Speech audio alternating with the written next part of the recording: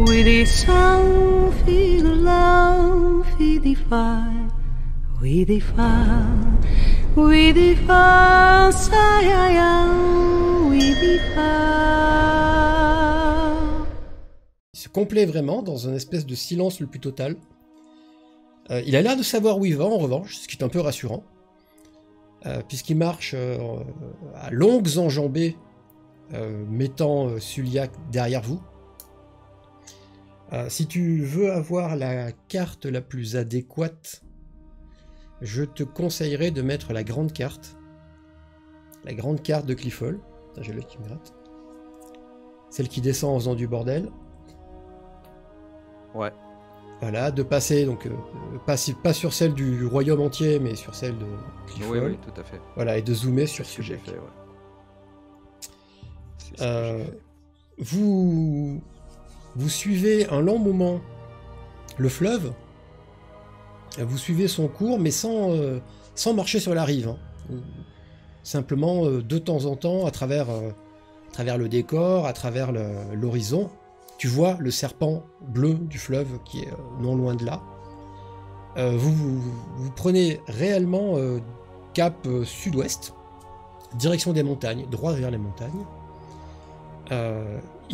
C'est la première fois que tu ne dois pas retenir ton allure en fait. C'est-à-dire qu'il marche vraiment à la pleine puissance de sa taille et de ses enjambées, et toi-même il faut que tu donnes le maximum de toi pour arriver à le suivre.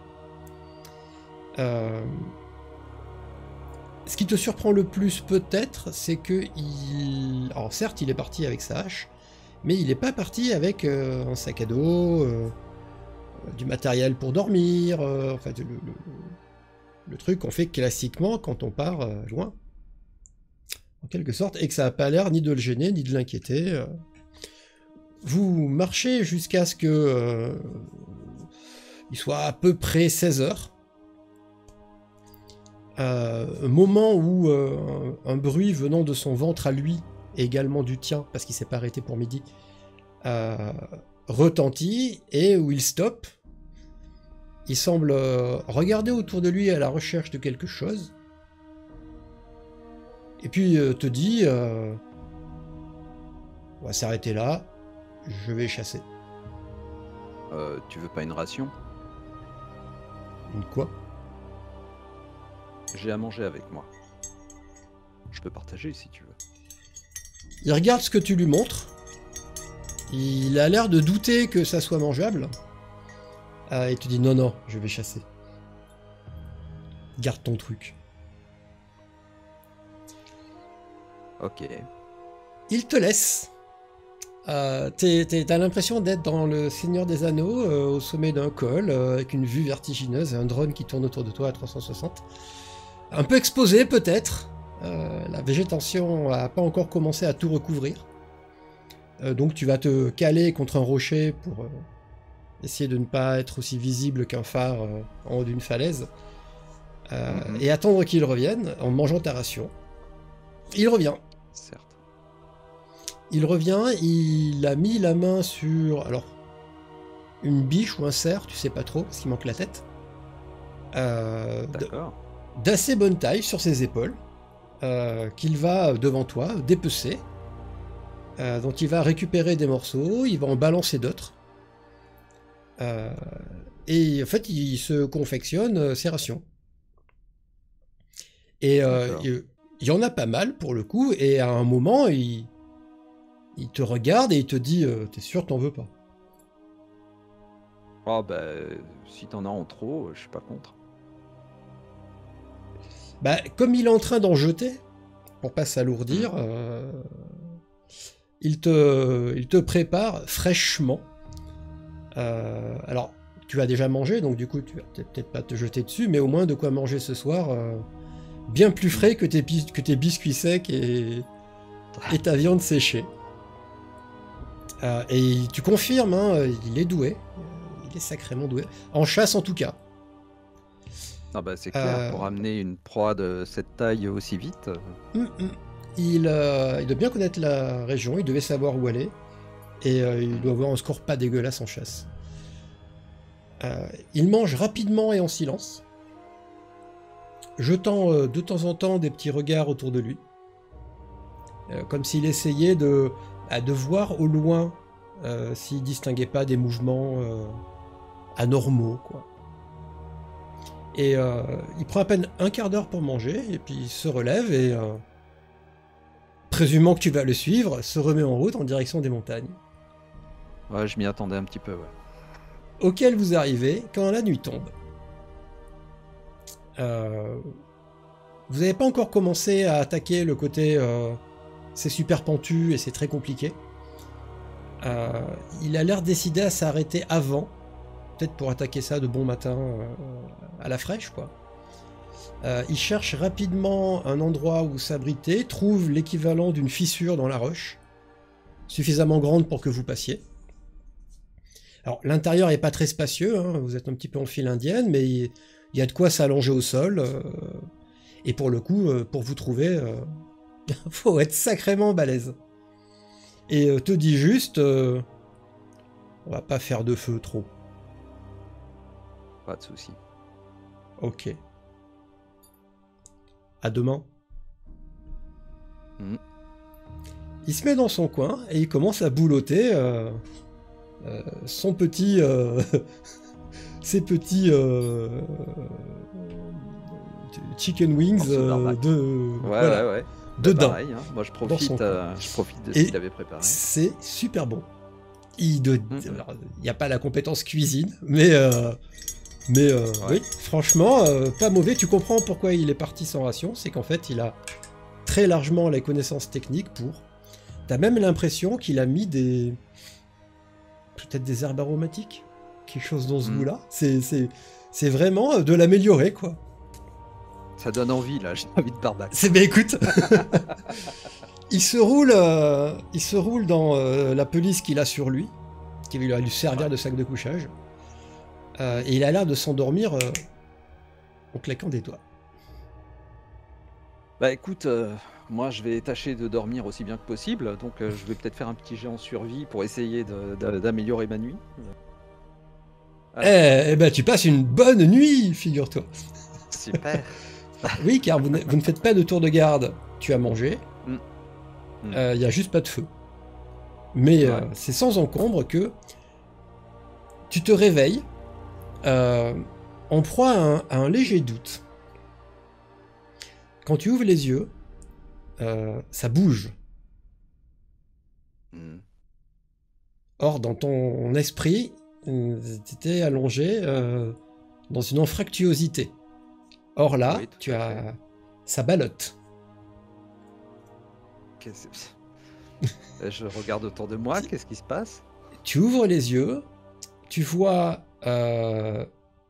des bottes, ses bottes à lui, tu les reconnais, sauf que tu les vois vues de haut.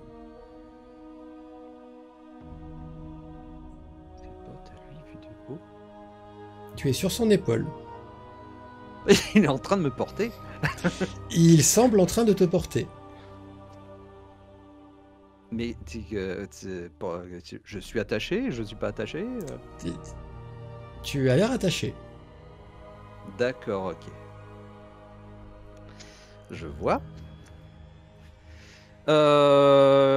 Je ne fais pas trop de mouvements et je suis dans quelle position? Donc je suis tête en bas dans son dos, c'est ça? Tête derrière, jambes devant lui. Ouais. Il te porte comme ça. Tu as attaché les mains dans le dos, les pieds attachés. Tu n'es pas bâillonné. Les pieds attachés aussi. D'accord, ok. Ok. Si je regarde un petit peu sur le côté, comment se présente le terrain autour de nous? Tu vois clairement les montagnes vers lesquelles vous vous dirigez s'éloigner. Monsieur est en train de partir vers le nord. Et en train de remonter vers Suliac, là. Alors pas vraiment. Pas vraiment.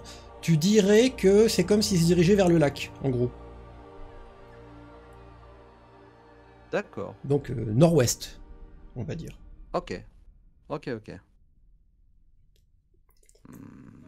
Il te dit, tu es réveillé? Ouais. Il se passe quoi là?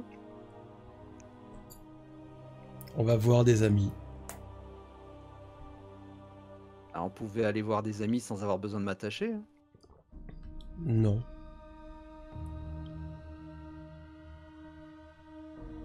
Ah ouais? Et pourquoi? C'est plus sûr.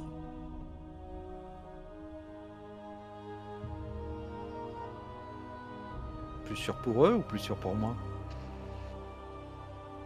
C'est plus sûr qu'on arrive là-bas.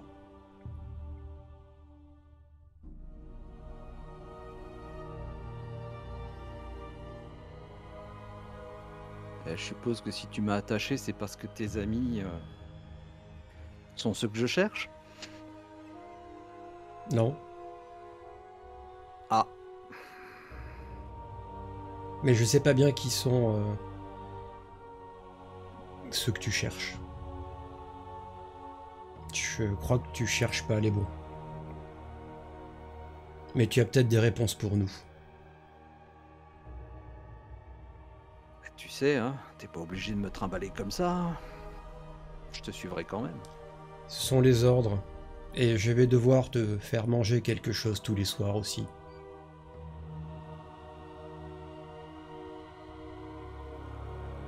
Ah ouais. Plus Super. tu m'emmerdes, moins tu survis.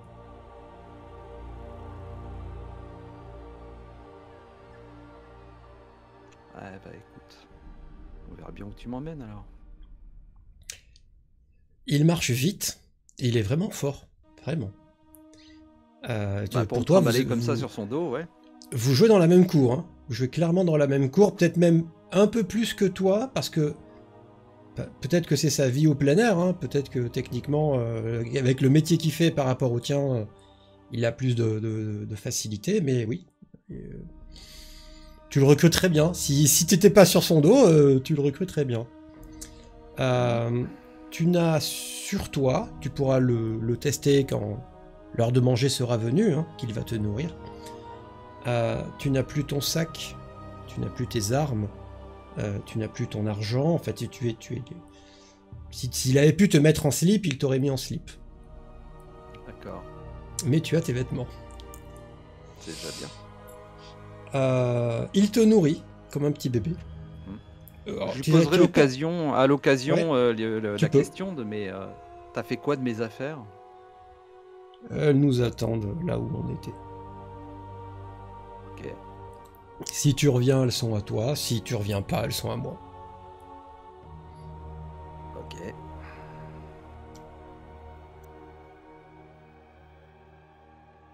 Il te nourrit sans sympathie. Il te nourrit tout simplement. De même, quand il te pose ou que ça, il te jette pas par terre, il te pose, tout simplement. Et il va dans la forêt au nord. D'accord. Dans la forêt où les gens ne vont qu'en groupe parce que c'est super dangereux, tout ça. Avant que vous rentriez dans la forêt, il prend soin de te mettre sur le dos une grosse pelisse pour pas que t'aies froid. Parce qu'effectivement, vous êtes au nord du nord. C'est terriblement plus frais qu'à Clifford, par exemple. Tu dois être... tu vois, entre le lac et les montagnes, tu dois être un hexagone ou deux vers le nord, quoi. Dans ces eaux-là. Et il te pose... Tu commences à avoir un peu mal à la tête du reste, mais il te pose devant ce qui a l'air d'être une cabane. Te laisse devant l'entrée et va à la cabane et tape à la porte. La porte s'ouvre. C'est une femme derrière qui te fait un peu penser à Mel. Enfin, du moins l'aspect qu'elle avait à une certaine époque, quoi. En juste un peu plus athlétique. C'est pas une vieille grand-mère toute, voilà, c'est un peu plus en forme. Ils s'embrassent sur la joue. Elle lui parle. Elle lui parle dans une langue que tu connais, parce que c'est votre langue natale. Elle lui demande comment il va. Elle l'appelle fiston. D'accord. Il te pointe du doigt. Et il lui dit que, comme promis, il amène quelqu'un qui a peut-être des réponses. Il lui dit que tu t'es pas défendu. T'as pas essayé de t'enfuir.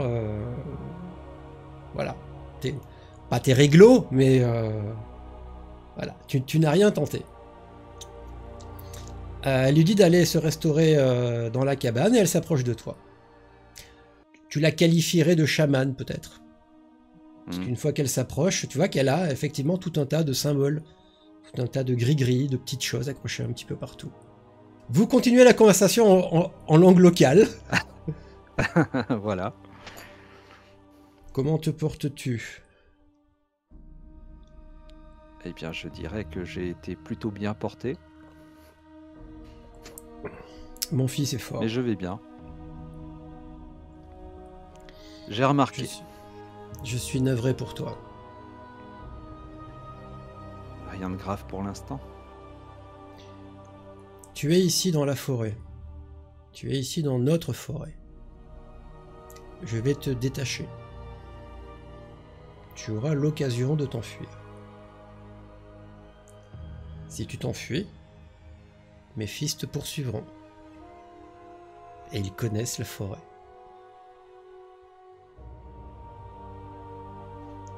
Compris. Nous allons te poser des questions, tu vas y répondre. Si tu as les bonnes réponses, nous réfléchirons à te ramener à l'orée de la forêt. Elle sort un couteau de sa botte, te tranche les liens qui relient tes pieds, puis te tranche les liens qui relient tes mains. Elle se relève et te dit, si tu as faim, il y a à manger à l'intérieur. Te tourne le dos et retourne dans sa cabane.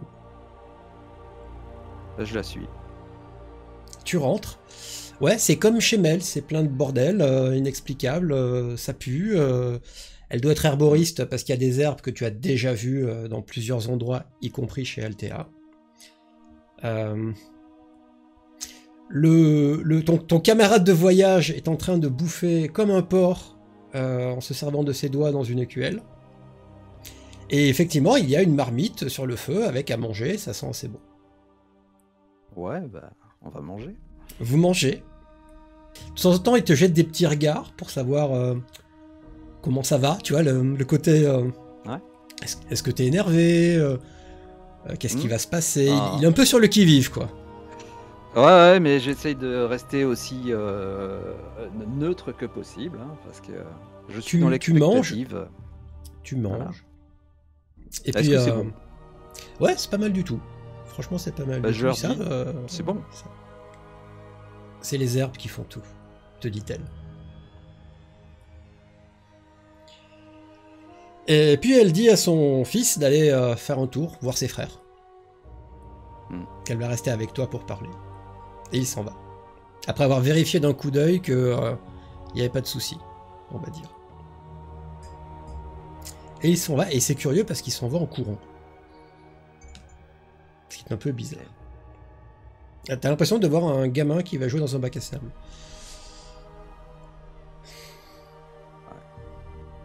Un gamin de 100 kilos, mais un gamin. Ouais, c'est ça. C'est ça. À nous, étrangers. William. William.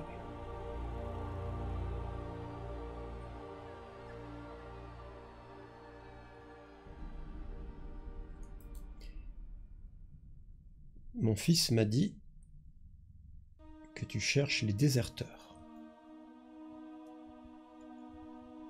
Je cherche certains déserteurs. Lesquels? Ce serait une bande organisée qui serait aux ordres d'une femme que je cherche à retrouver, qui est particulièrement mauvaise, et à qui je dois une bonne partie de mes malheurs. Donc c'est plutôt des pistes que je cherche. Est-ce que tes déserteurs viennent ici? Ici, dans cette forêt? Oui. Je ne sais pas. Mes fils et moi, nous sommes agressés quotidiennement par des gens qui portent l'uniforme jaune et noir. Il en vient sans arrêt, il en vient toujours plus. Pourquoi faites-vous ça? Comment ça faites-vous?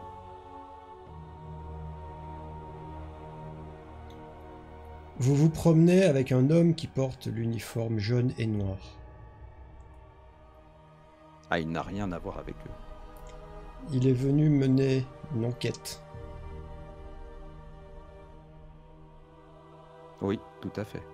Pour les mêmes raisons que moi. Vous n'êtes pas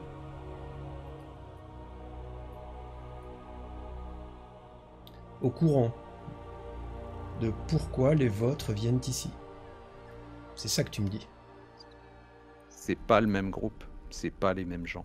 Ils portent la même armure parce que c'est une très vaste armée, mais ces personnes n'ont rien à voir les unes avec les autres. Ceux qui viennent agresser ici sont des traîtres vis-à-vis de l'armée. Ce sont des sauvages qui n'en sont qu'à leur compte, parce qu'ils n'obéissent à aucun ordre à part le leur. Ils sont complètement autonomes. Ils font ça n'est pas possible. Les 30 premiers que nous avons attrapés, nous les avons dépecés. Nous les avons attachés sur les arbres à la lisière de la forêt. Et il en vient encore. Tu ne me feras pas croire qu'ils viennent de leur propre chef. Ils viennent du nord ou ils viennent d'ailleurs? Du sud. De ce qu'elle t'explique, même si toi tu comprends plus que elle le dit, parce que tu as plus de tenants et d'aboutissants, il y a eu des expéditions dans la forêt. Ils les ont tués. Parce que les expéditions visaient clairement à les trouver. Ils ont fait un exemple de leur mort. Et malgré ça, il y a encore des expéditions dans la forêt. Et donc, forcément, ils viennent pas d'eux-mêmes. C'est pas des déserteurs qui viennent batifoler parce que ils se font apparemment méchamment déboîter. Ouais, puis vu la quantité qui se fait déboîter, il y a vraiment un but derrière, quoi. Elle va te dire que pour l'instant, ils en ont tué 200. Mais qu'est-ce qu'ils peuvent bien chercher dans cette forêt? De la nourriture. Ceux que nous attrapons et que nous interrogeons ne sont pas surpris de nous voir. Leurs ordres sont de nous trouver et de nous tuer.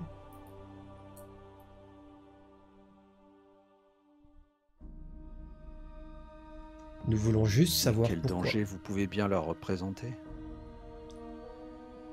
Mes fils et moi, nous ne sommes pas très appréciés.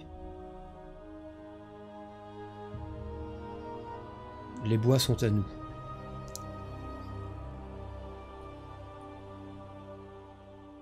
Si vous êtes là depuis longtemps, il y a bien toutes les raisons pour que ce soit vous.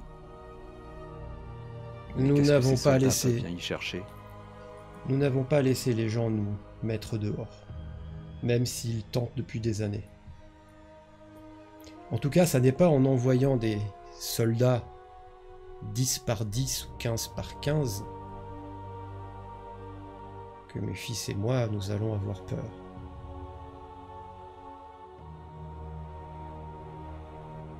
Et ça fait longtemps que ça se passe comme ça?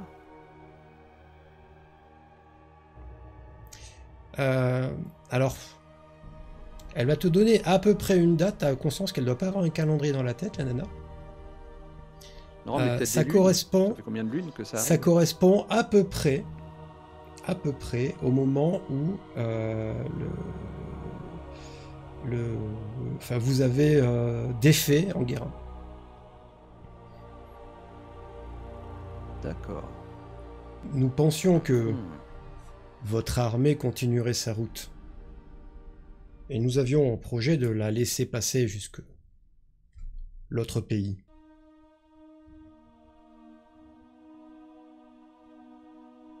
Et si c'est la guerre que vous voulez, vous allez la voir.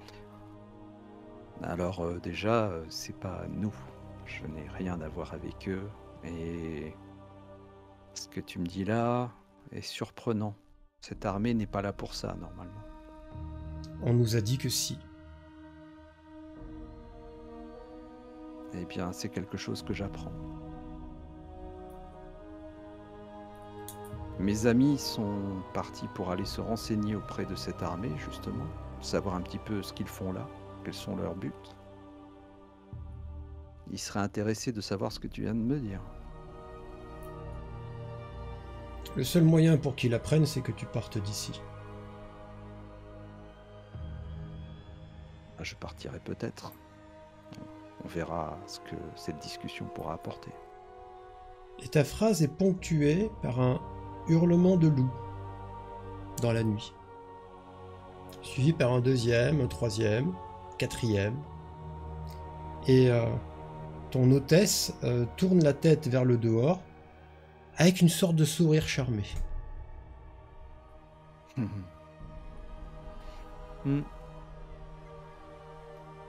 Ils sont contents de se retrouver. Je vois.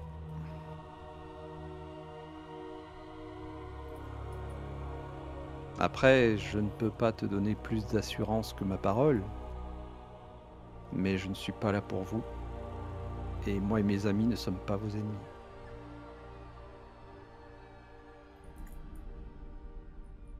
Nous n'en avons au final qu'après cette femme, cette Lucia, qui est peut-être d'ailleurs derrière les ordres qu'il y a envers ces soldats. Parce que je ne vois pas de raison pour que le seigneur de la région envoie ses soldats contre vous. Ça ressemble beaucoup plus à un plan de sa part. Nous savons qu'elle a des subordonnés. Dans l'armée, il y a au moins un sergent, peut-être plus, qui répond à ses ordres, qui est censé regrouper les pires des pires, et nous ne savions pas pourquoi. Et peut-être bien que c'est pour vous, pour une raison que je ne connais pas. Je sais qu'elle cherche quelque chose à la griffe. Et... c'est loin ça. C'est loin. Donc je ne vois pas trop ce qu'elle vous veut. Mais ça ressemble bien à son genre de plan. Et envoyer des hommes se faire tuer comme ça jusqu'à obtenir ses buts, jusqu'à atteindre ses buts, ça lui ressemble bien.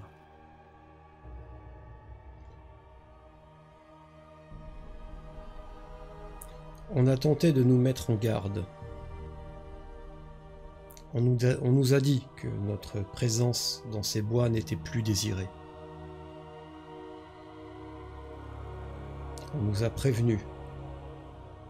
On allait essayer de nous faire partir.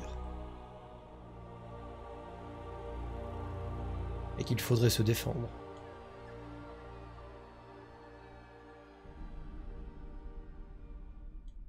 Qu'est-ce qu'il pourrait y avoir dans ces bois qui intéresse autant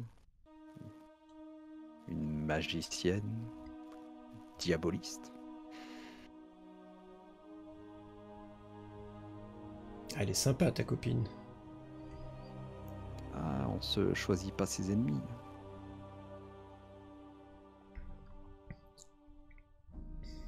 Nous avons réussi à vivre en paix avec vous pendant des années, voire plus.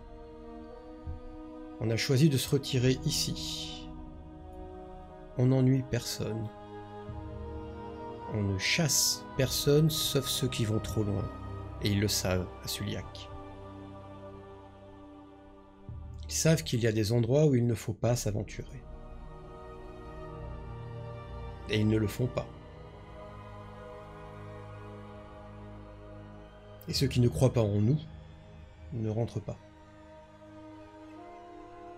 Mais vos hommes en bleu, en jaune et en noir, eux, ils vont trop loin. Eux, ils nous provoquent. Nous ne sommes pas d'une nature patiente. Je ne sais pas quel pouvoir, toi ou tes amis, vous avez. Mais pour votre sécurité à tous, il vaudrait mieux que cela cesse. J'ai des contacts avec le sergent de Suliac. Et mon ami, en jaune et noir, qui m'a accompagné, peut lui faire entendre tes arguments et au moins connaître la situation. Parce qu'à mon avis, il n'est absolument pas au courant de ce qui se passe. Je crois que tous les hommes en jaune et noir qui viennent te voir, ici, toi et tes fils, viennent tous d'une partie de cette armée. Et je ne sais même pas à quel point, sur les 2000 hommes, combien sont concernés et combien ont reçu les ordres qui les envoient chez toi. Si ça se trouve, le commandant de cette armée n'est même pas au courant lui-même. Nous ne savons rien pour l'instant.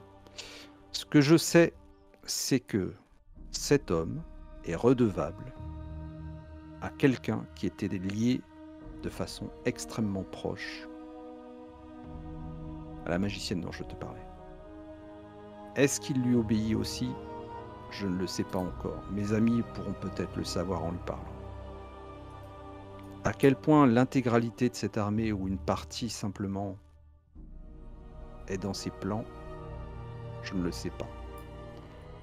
Mais si je peux retourner auprès de mes amis, je pourrais leur parler de ta situation. Je pourrais savoir ce qu'ils ont appris et peut-être essayer justement de faire cesser tout cela. Ce que je sais par contre, oui, c'est que cette magicienne ne s'arrêtera pas d'elle-même. Et s'il faut qu'elle envoie 2000 hommes se faire tuer, elle le fera. Ça ne s'arrêtera pas tout seul. Je ne suis pas d'un naturel très confiante envers les étrangers. Toi et les tiens, vous avez trahi les miens un nombre de fois absolument incalculable. En échange de quoi, moi et les miens, nous avons dévoré bon nombre d'entre vous.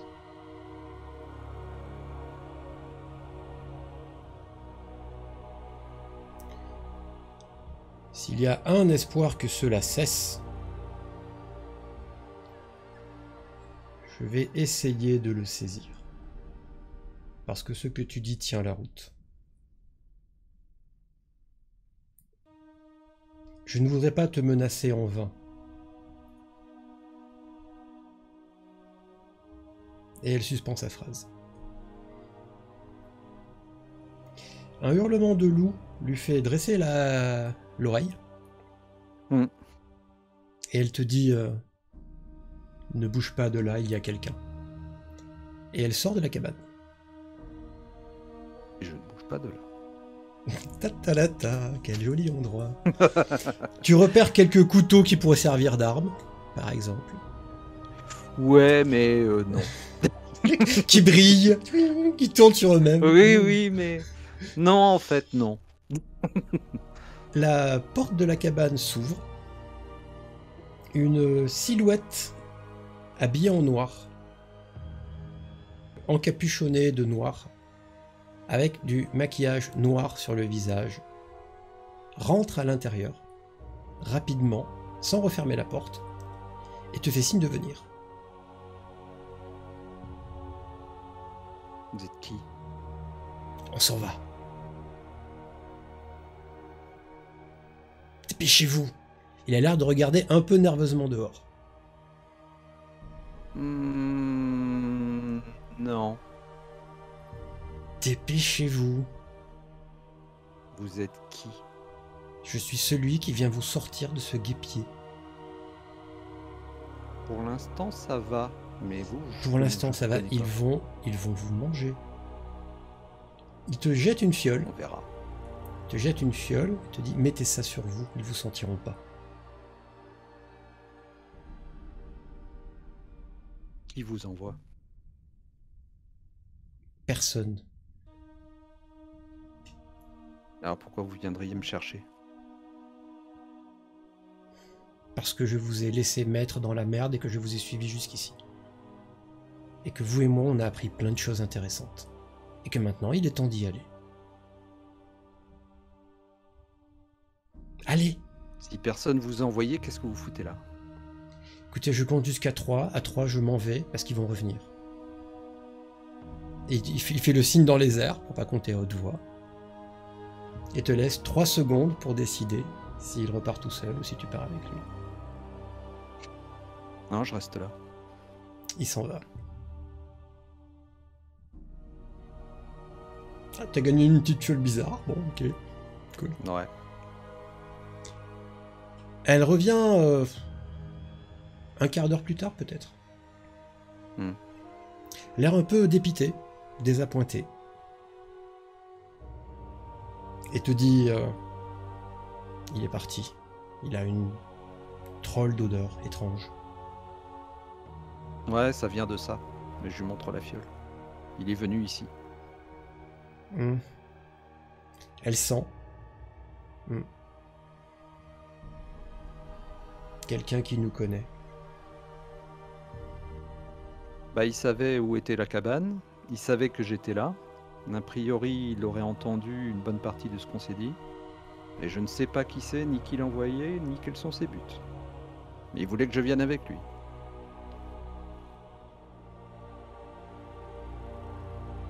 On l'aura peut-être sur le chemin du retour.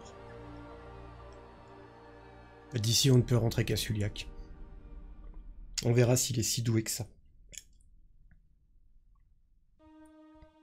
En tout cas, vous êtes là. S'il me fallait une preuve qu'on peut vous faire confiance, sans doute elle est là. Je suis peut-être fou, mais je suis honnête. Je vais demander à Bowen de vous ramener à Suliac. Vous êtes un des rares à connaître son secret. Il va sans dire que je n'en dirai rien. Je vais pas vous mentir, les gens s'en doutent un peu. On est tous roux. C'est un héritage culturel. Je connais une rousse. Allez savoir, elle est peut-être de notre famille. La connaissance, ça la ferait beaucoup rire que je lui raconte cette histoire. Mais permettez-vous d'en parler à mes amis? Ils sont de confiance. J'espère pour eux qu'ils savent tenir leur langue. J'aime beaucoup cette cabane, ça me dérangerait de devoir en partir. Bah, ce sera pas de notre faute en tout cas. Mais je vous promets que je ferai tout ce que je pourrai pour démêler cette situation. Est-ce que je pourrais passer par Bowen pour vous donner les résultats? Oui. Mes fils vont vous ramener à l'orée de la forêt, sain et sauf. Je sais à quel point ce n'est pas simple de faire confiance à des étrangers. Mais merci. Merci de m'avoir épargné et de m'avoir fait confiance. On vous montrera quelque chose sur le chemin du retour. On sait peut-être pas compter, mais on a repéré des trucs bizarres, te dit-elle. Ce serait ça qu'elle chercherait dans cette forêt? Non, vous allez comprendre par vous-même. Tu passes une nuit dans la cabane. Tu termines la nuit dans la cabane. Il y a des hurlements de loups tout le temps, c'est un petit peu désagréable. Et au matin, tu es ramené vers le sud par 4 ou 5 jeunes gens qui sont tous roux. J'ai embarqué la fiole, hein. Et qui sont tous taillés comme des armoires à glace.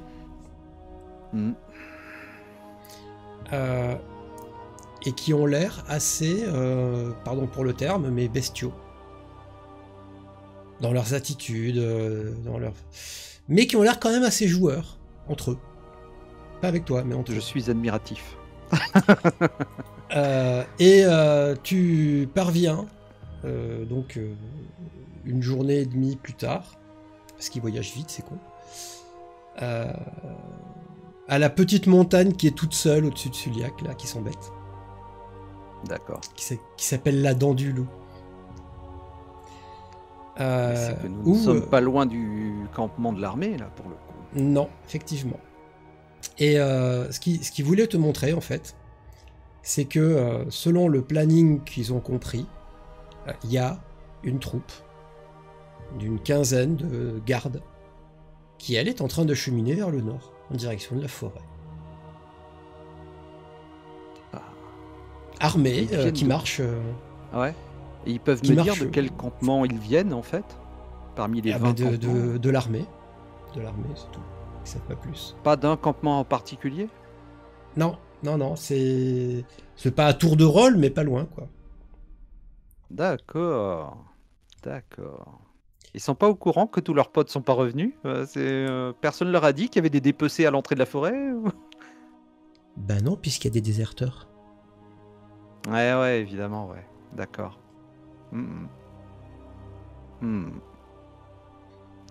Ouais. Ok. Il te semble soudain que ton camp de déserteurs n'est qu'une rumeur. Bien pratique, d'ailleurs. Qui explique pourquoi les gens reviennent pas. Ah la vache. Et que ceux qui désertent pour de vrai sont loin d'être cons.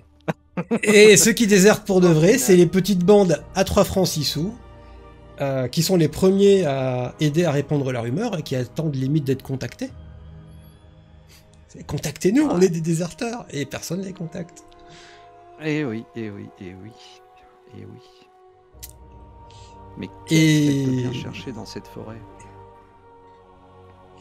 Et donc, j'imagine bien qu'il y aura une petite halte pour récupérer tes affaires, bien évidemment. Oui. Voilà. Et pour retourner à Suliac.